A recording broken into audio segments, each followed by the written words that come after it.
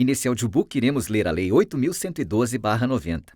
Lei número 8.112, de 11 de dezembro de 1990. Dispõe sobre o regime jurídico dos servidores públicos civis da União, das autarquias e das fundações públicas federais.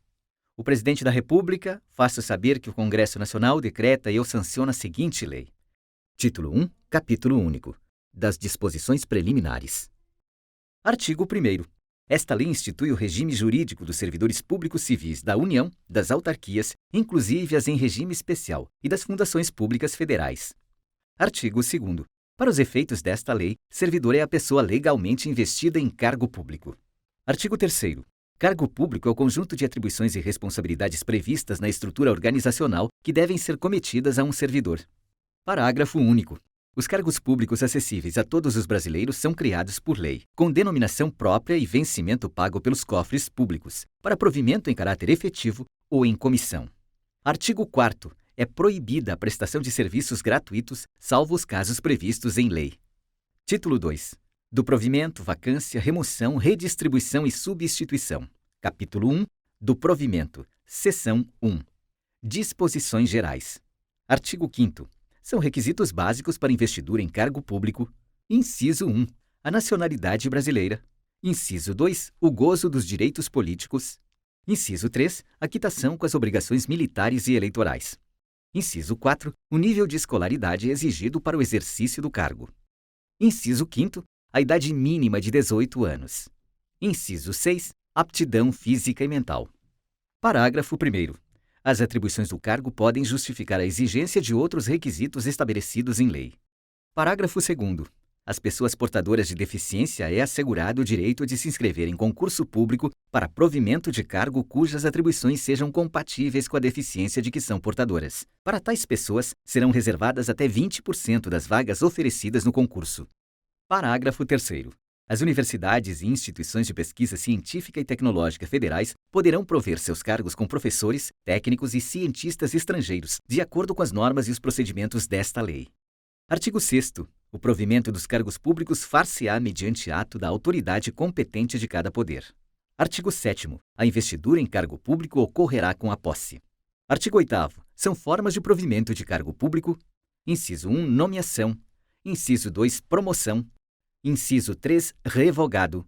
Inciso 4. Revogado. Inciso 5. Readaptação. Inciso 6. Reversão. Inciso 7. Aproveitamento. Inciso 8. Reintegração. Inciso 9. Recondução. Seção 2. Da nomeação. Artigo 9º. A nomeação far-se-á.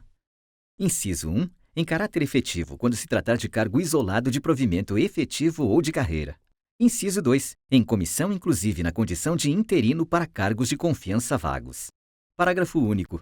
O servidor ocupante de cargo em comissão ou de natureza especial poderá ser nomeado para ter exercício interinamente em outro cargo de confiança, sem prejuízo das atribuições do que atualmente ocupa, hipótese em que deverá optar pela remuneração de um deles durante o período da interinidade.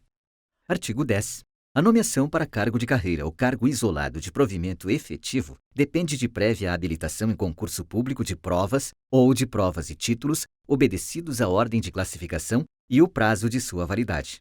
Parágrafo único. Os demais requisitos para ingresso e o desenvolvimento do servidor na carreira, mediante promoção, serão estabelecidos pela lei que fixar as diretrizes do sistema de carreira na administração pública federal e seus regulamentos. Seção 3. Do concurso público. Artigo 11. O concurso será de provas ou de provas e títulos, podendo ser realizado em 2 etapas, conforme dispuserem a lei e o regulamento do respectivo plano de carreira, condicionada a inscrição do candidato ao pagamento do valor fixado no edital, quando indispensável ao seu custeio, e ressalvadas as hipóteses de isenção nele expressamente previstas. Artigo 12. O concurso público terá validade de 2 anos, podendo ser prorrogado uma única vez por igual período. Parágrafo 1º. O prazo de validade do concurso e as condições de sua realização serão fixados em edital, que será publicado no Diário Oficial da União e em jornal diário de grande circulação. Parágrafo 2º. Não se abrirá novo concurso enquanto houver candidato aprovado em concurso anterior com prazo de validade não expirado. Seção 4. Da posse e do exercício. Artigo 13. A posse dar-se-á pela assinatura do respectivo termo, no qual deverão constar as atribuições, os deveres, as responsabilidades e os direitos inerentes ao cargo ocupado, que não poderão ser alterados unilateralmente por qualquer das partes, ressalvados os atos de ofício previstos em lei. Parágrafo 1º. A posse ocorrerá no prazo de 30 dias contados da publicação do ato de provimento. Parágrafo 2º.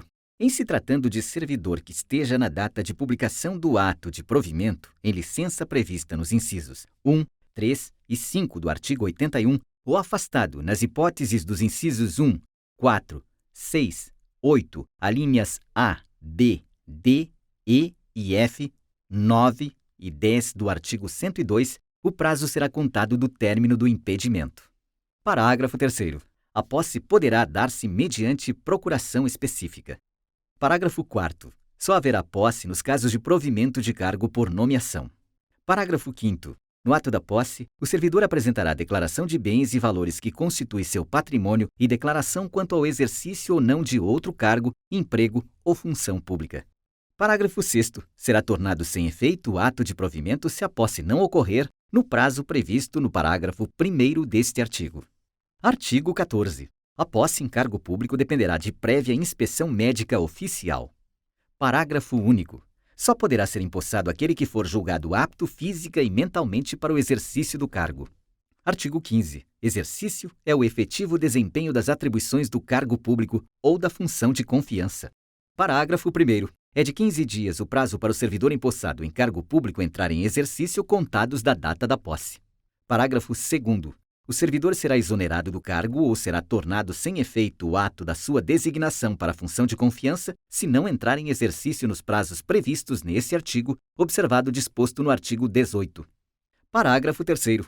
A autoridade competente do órgão ou entidade para onde for nomeado ou designado o servidor compete dar-lhe exercício. Parágrafo 4º. O início do exercício de função de confiança coincidirá com a data de publicação do ato de designação, salvo quando o servidor estiver em licença ou afastado por qualquer outro motivo legal, hipótese em que recairá no primeiro dia útil após o término do impedimento, que não poderá exceder a 30 dias da publicação. Artigo 16. O início, a suspensão, a interrupção e o reinício do exercício serão registrados no assentamento individual do servidor. Parágrafo único. Ao entrar em exercício, o servidor apresentará ao órgão competente os elementos necessários ao seu assentamento individual. Artigo 17. A promoção não interrompe o tempo de exercício que é contado no novo posicionamento na carreira a partir da data de publicação do ato que promover o servidor. Artigo 18. O servidor que deva ter exercício em outro município em razão de ter sido removido, redistribuído, requisitado, cedido ou posto em exercício provisório terá no mínimo 10 e no máximo 30 dias de prazo, contados da publicação do ato, para retomada do efetivo desempenho das atribuições do cargo, incluindo nesse prazo o tempo necessário para o deslocamento para a nova sede. Parágrafo 1º.